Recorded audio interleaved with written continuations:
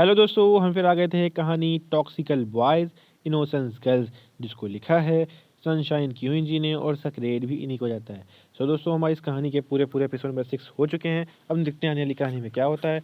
शुरू करते हैं कहानी का एपिसोड नंबर 7 और देखते हैं कहानी में क्या होता है। जब एसवी और अनवी पीछे देखते हैं तो वहाँ कोई और नहीं, सिम्मी खड़ी होती है। वो उन दोनों के पास आती है और अनवी को उठाते हुए कहती है, अरे क्या हुआ, तुम गिर कैसे गई। फिर वो एसवी की तरफ देखती है, उसे जो लगातार उसे घूर रहा था। सिम्मी कहती है, ओ आप ऐसे क्यों हम लोगों को देख रहे हैं। मैं अपने मम्मा पापा मैं अपने मम्मा और भाई से कह दूंगी, समझे। सिम्मी की अंदाज सुन के एसवी होश में आता है और खड़े होते हुए कहता है, तुम दोनों बिल्कुल एक एंजल की तरह लग रहे हो, बहुत ही क्यूट। उसकी बात सुनकर सिम्मी खुश होके कहती है, अच्छा सच में। वैसे भी मुझे कहते हैं कि थोड़ा थोड़ा इशाते हुए बोली थी। उसके इस तरह से बोलने से अनवी उसे घूरते हुए, हो गया हो तो चलें अब वरना सभी घर वाले यहीं आ जाएंगे। उसके इतना कहने से मैं दाँत दिखाते हुए, हाँ हाँ चलो ना, मैंने कब रोका है। फिर अनवी एक नज़र एसवी को देखती है जो मुस्कुराते हुए उन्हें देख रहा था। फिर वो सिम्मी को लेके वहाँ जाने लगती है तो सिम्मी एसवी से जल्दी जल्दी कहती है, सुनो थैंक यू, वैसे आप भी बहुत क्यूट हो। उसकी इस बात पे एसवी जोर से हंसने लगता है और अनवी को खींचते हुए ले सुनो थैंक यू, वैसे आप भी बहुत क्यूट लग रहे हो। उसकी इस बात पर एसपी जोर से हंस देता है और अनवी उसे खींचते हुए ले जाती है। फिर एसबी भी मंदिर में आ जाता है अपने ब्रदर्स के पास। सुनो, तुम लोगों को मुझे कुछ बताना है। उसके कहने पर धैर्य के खान खड़े हो जाते हैं, वो एक्साइटेड होके, हाँ हाँ भाई बोलना। फिर एसबी कहता है, पता है मैंने आज दो एंजल को देखा, बहुत ही क्यूट थे दोनों। उसकी बात पर एवी कोई रिएक्शन नहीं देता उसके सामने, और ऐसे सामने हो, एक सेकेंड, उसकी बात पे एवी कोई रिएक्शन नहीं देता और ऐसे सामने हो रहे पूजा को देखता है जो उसकी विधि विधान वधवा जी कर रहे थे। तो वहीं हमारा धैर्य तो और एक्साइटेड होते हुए, अच्छा सच में बहुत ही क्यूट थी, मुझे भी देखना है। तो ऐसे भी कहता है, ठीक है, अब चिपक मत मुझसे, वो इसी मंदिर में है, पूजा खत्म होने के बाद हम लोग उन्हें ढूंढने चलेंगे, ठीक है। धै- धैर्य ओके कह के पूजा में देखने लगता है। मौसम खराब हो रहा था, वहीं पंडित जी के गर्भगृह के में बैठकर महादेव जी की लगातार पूजा किए जा रहे थे। दूसरी तरफ भी सिम्मी का भाई समीर अपने पिता का श्राद्ध की विधियां कर रहा था और सभी वहां बैठे हुए थे। और वहीं घाट की तरफ एक आदमी जिसने अपने आप को पूरे काले कपड़ों से ढका हुआ था, एक अपने हाथ में बॉक्स लिए चुपचाप घाट की ओर बढ़ रहा था। उसने घाट के किनारे साइड में उस बॉक्स से कुछ निकाला और वहीं छोड़ के भाग गया। फिर उसने किसी को कॉल ऑन कर दिया। फिर उसने किसी को कॉल की on call, hello hello boss, हो गया काम और बस कुछ ही देर में धमाका होगा।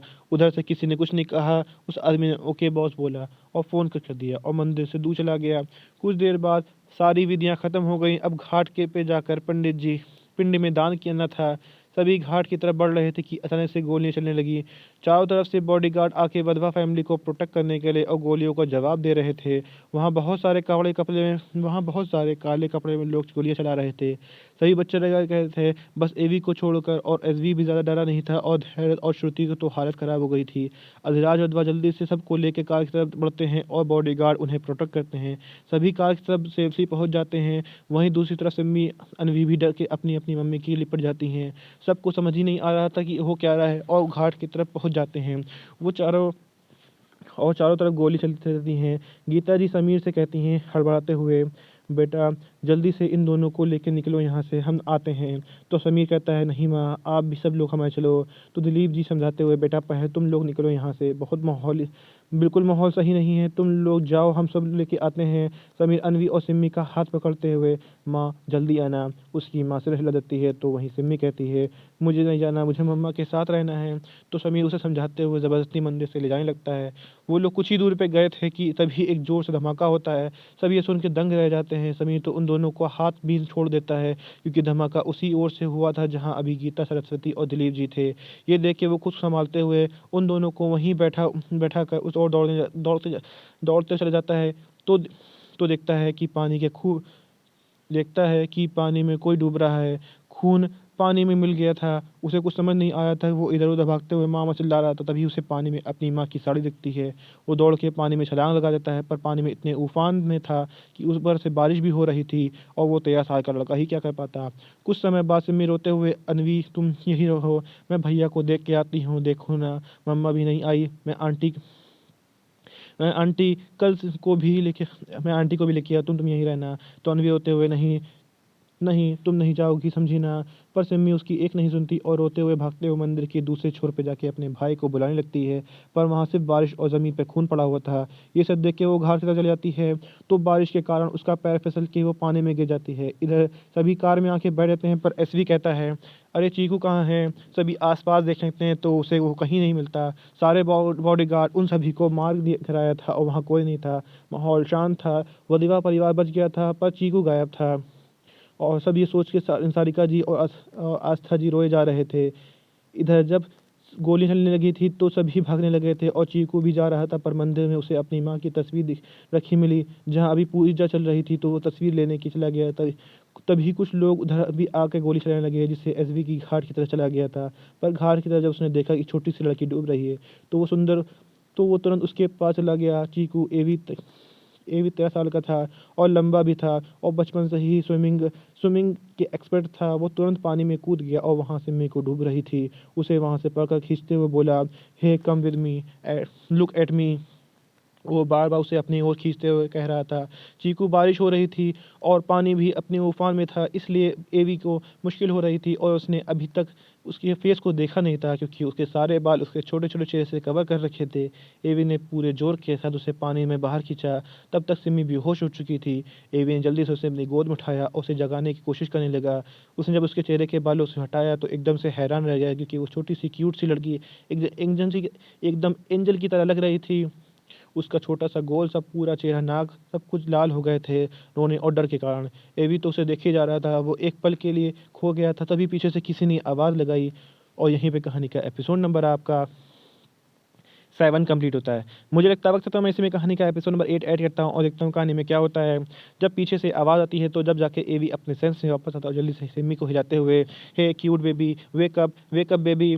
पीछे से अनवी रोते हुए आती है और जब सिम्मी को ऐसे देखती है तो जोर से रोते हुए, सिम्मी क्या हुआ, उठो ना, मम्मा पापा भाई समीर भाई आंटी सब कहाँ चले गए और तुम भी नहीं उठ रही हो। और वो रोने लगती है तो अभी जल्दी से सिम्मी को अपनी गोद में उठाते हुए, इसे हॉस्पिटल जाना होगा, तुम परेशान मत हो, ये ठीक हो जाएगी, ये कह के वो उसे ले जाता है और अनवी भी साथ जाने लगती है। इधर सभी बॉडीगार्ड एवी को ढूंढ रहे थे और धनराज अधिराज लोग सब उसे खोज रहे थे। तभी एवी उन्हें सामने ऐसा दिखाई देता है। उसने गोद में किसी को ले रखा था, जैसे लग रहा था कि बंदर का बच्चा अपनी माँ से चिपक गए हो, ऐसे वो दोनों लग रहे थे। सभी जल्दी से उनके पास जाते हैं तो एवी सभी से कहता है अपने वही कोल्ड एक्सप्रेशन में, ग्रैंडपा, चाचू हॉस्पिटल चलिए, इसे चोट लगी है। सिम्मी की तरफ देखते हुए इशारा करता है। सभी शॉक्ड एक्सप्रेशन के साथ उसे देख रहे थे, जो कभी भी किसी के लिए थोड़ी सी भी केयर नहीं दिखाता था, आज वो किसी अनजान छोटी सी लड़की के लिए केयर दिखा रहा है। ये भी एक बार फिर से अपने सर्द नजरों से देखते हुए, हो गया सबका, अब चलो, अगर इससे कुछ भी हुआ ना तो देख लेना। वो एक शब्द पे दांत पीसते हुए कहता है। तो सभी एक पल के लिए डर जाते हैं, फिर श्लोक वजह जल्दी से, हाँ हाँ ठीक है चलो। पीछे से अनवी कहती है, रुको मैं भी अपनी दोस्त के साथ जाऊंगी, उसे अकेले मत ले जाओ। सभी ज़्यादा बहस ना करते उसे भी अपने साथ कार में लेके हॉस्पिटल के लिए निकल जाते हैं। सारी रास्ते एवी अपनी क्यूट बेबी को किसी हाथ को नहीं देता, उसे अपने साथ चिपकाए रहता है। कुछ देर बाद हॉस्पिटल में सभी डॉक्टर के बाहर आने का इंतजार कर रहे थे, जो अभी अंदर सिम्मी का चेकअप कर रहे थे। फिर एवी अभी तक सिम्मी का हाथ पकड़े वहीं सिम्मी के साथ था। सब हैरान थे उसे ऐसे देखकर कि अनवी रोते हुए आस्था जी की गोद में ही सो गई थी और आस्था जी उसे प्यार से अपनी गोद में लिए थी। तभी हॉस्पिटल में कुछ अधिराज वधवा के जासूस और गार्ड आते हैं, जिनसे अधिराज वधवा पूछते हैं किसने किया ये ब्लास्ट और अटैक। इन दोनों बच्चियों के बारे में पता चला कौन है, क्या कर रही थी।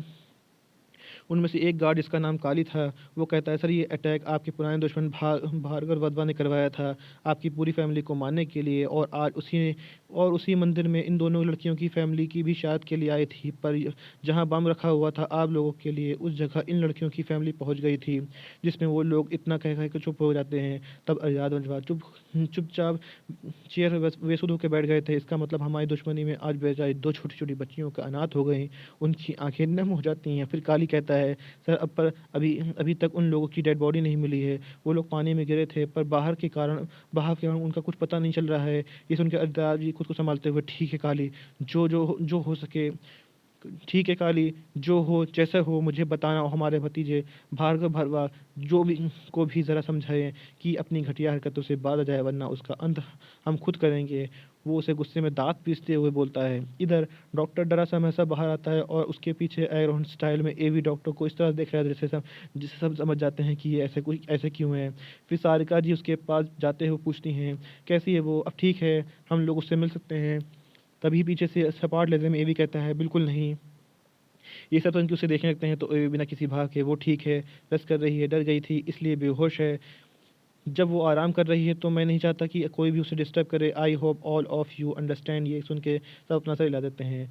वहाँ मेनका वधवा जो ये सब देवते देख रही थी, उसने मन में चलाते हुए, वह अभी कुछ घंटे ही हुए हैं उस दो कौड़ी की लड़की से मिले हुए, और देखो तो इसे ऐसे कह रहा है जैसे सदियों से जानता हो हूँ। तभी सिम्मी के जागने का वेट करने सभी सिम्मी के जागने का वेट करने लगते हैं, क्योंकि अनवी भी सो रही थी, उसे भी किसी ने उठाया नहीं था। सारे बच्चों को घर भेज दिया जाता था, और मेनका धनराज सारिका जी और आस्था जी अनवी को लेकर घर आ गई थी। हॉस्पिटल में सिर्फ अधिराज वधवा, श्लोक वधवा, एवी ही थे। एवी चुपचाप गिलास वॉल से अपनी क्यूट बेबी को सोते हुए देख रहा था। वो उसे सोते हुए और भी क्यूट लग रही थी। तभी पीछे से अधिराज जी आके उसके सर पे हाथ रखते हैं, तो एवी बिना किसी भाव के उसने किया ना ये सब। अधिराज सुन के थोड़ा हैरान हो के अपने आप को कैसे पता। तो एवी गुस्से से, आपको क्या लगता है जिसने मुझसे मेरी माँ को छीना उस पर मैं नज़र नहीं रखता? मुझे एक दिन पहले ही पता चल गया था, इसलिए मैंने आपके बॉडीगार्ड को अपने बॉडीगार्ड से रिप्लेस कर दिया था। पर मुझे नहीं पता था वहाँ किसी और की भी फैमिली आई है। मैंने पहले ही मंदिर खाली करवा दिया थी, तब भी वो गुस्से में लाल हो गया था। तब भी वो गुस्से से लाल हो गया, तो उसकी बातें सुनकर अधिराज जी एक पल के लिए डर जाते हैं कि उसकी उनकी तरह का 13 साल का पोता इतना शार्प माइंड कैसे हो सकता है। और अगर उसने अपने दिमाग नहीं लगाया होता तो आज वधवा एम्पायर मिट चुका होता। वो कहते हैं चीकू, हमने इन बच्चियों के बारे में पता लगाया, इन लोगों की फैमिली कुछ पता नहीं चल रहा है। शायद वो लोग मर चुके हैं, क्योंकि पानी के बहाव तेज था, उनकी डेड बॉडी भी नहीं मिली। एवी सुन के कुछ रिएक्ट नहीं करता और अपने सामने अपनी क्यूट सी बेबी को देखते हुए बिना किसी इमोशन के, अब से ये दोनों हमारे साथ रहेंगी। आई होप कि आप लोगों को कोई परेशानी नहीं होगी। उसके इतना कड़े बोल को सुनकर अधिराज विधवा अपना सिर हिला के, हाँ जी को हम भी यही सोच रहे थे, इनके अडॉप्शन पेपर मैं रेडी करवा लेता हूँ। एवी बस हम कहता है, अपने फ़ोन को निकाल के उसमें नंबर डायल करते हुए बाहर निकल जाता है। और अधिराज विधवा पेपर रेडी करवाने के चले जाते हैं। एवी ऑन कॉल, कहाँ है वो? दूसरी तरफ से एवी का वफादार कहता है, बॉस वो लोग भाग गए हैं, पर हम उसे ज़्यादा खोज रहे हैं। Avi, okay, and one more thing, give me one give me everyone and then information about him, okay. Rajat कहता है ओके बॉस। एविक सुनकर कॉल करके देता है। वीआईपी वार्ड में अंदर सिमी अब धीरे धीरे उठ रही थी, उसके सिर में गिरने की वजह से चोट लग गई थी, तो वो हल्का हल्का दर्द हो रहा था। वो उठ के बैठ कर धीरे धीरे सुबकते हुए रोने लगती है, क्योंकि उसे दर्द बर्दाश्त नहीं होता था और उसके पास कोई था भी नहीं जिससे वो रोने लगी, डर से रोने लगती है। तभी वहाँ एवी का कॉल करके आ जाता है, तो देखा कि उसकी क्यूट सी बेबी अपने छोटे चेहरे को अपनी आंखों में मासूमियत से अपने हाथों से आंखों को ढकते हुए सबक सबक कर रो रही थी। एवी जल्दी से उसके पास जाते हुए, अरे बेबी तुम रो क्यों रही हो? Keep quiet. जब सिम्मी किसी की आवाज़ सुनती है तो अपने छोटे हाथों से अपने चेहरे को हटाते हुए एवी को देखती है, तो उसे चुप कराने की कोशिश कर रहा था। एवी जब अपनी क्यूट सी बेबी को देखता है तो देखता ही रह जाता है, क्योंकि सिम्मी के दोनों फूले हुए गाल लाल हो गए थे और आंखें बिल्कुल बिल्ली की जैसी दिख रही थीं, जो बार बार झपक रही थी। एवी उसे देखते हुए, हे आर यू ओके, तुम ठीक तो हो ना? दर्द तो नहीं हो रहा कहीं? सिम्मी उस अनजान से लड़के से को देख के बस अपना सर हिला देती है, जिससे एवी शांत होकर फिर कहता है, तो रो क्यों रही थी? सिमी फिर धीरे से सबकने लगती है, तो एवी उसे गाल खींचते हुए, अब बस भी करो, बोलो क्या हुआ है? सिमी कहती है, मेरे भाई और मम्मा और मेरी अम्मी कहाँ है? एवी जब अपनी क्यूट बेबी की इतनी क्यूट सी आवाज़ सुनता है तो ना दिखने वाली हंसी उसकी चेहरे पे आ जाती है, पर वो फिर से उसके फूले हुए गाल खींचते हुए, वो लोग कुछ टाइम के लिए बाहर गए हैं, तुमको और तुम्हारी एक फ्रेंड को हमारे पास छोड़ के वो जल्दी ही आ जाएंगे। और यहीं पे कहानी का एपिसोड नंबर आपका 8 कंप्लीट होता है। तो दोस्तों, आपको एपिसोड नंबर 8 कैसा लगा हमें कमेंट करके ज़रूर बताइए। कहानी को ऐसा अंश ऐसा भाग जब समझ में ना आया हो, आपको और पता लगा हो, तो भी हमें कमेंट करके ज़रूर बताइए। कहानी अच्छी लगी तो उसको लाइक कीजिएगा, शेयर कीजिएगा, चैनल को सब्सक्राइब करिएगा, ताकि आपको हमारी आने वाली अगली वीडियो अब तक आसानी से पहुंच सके। तो दोस्तों, हम फिर मिलेंगे एक नए वीडियो के साथ, एक नए एपिसोड के साथ। अब तक के लिए मुझे इजाज़त दीजिए। धन्यवाद दोस्तों।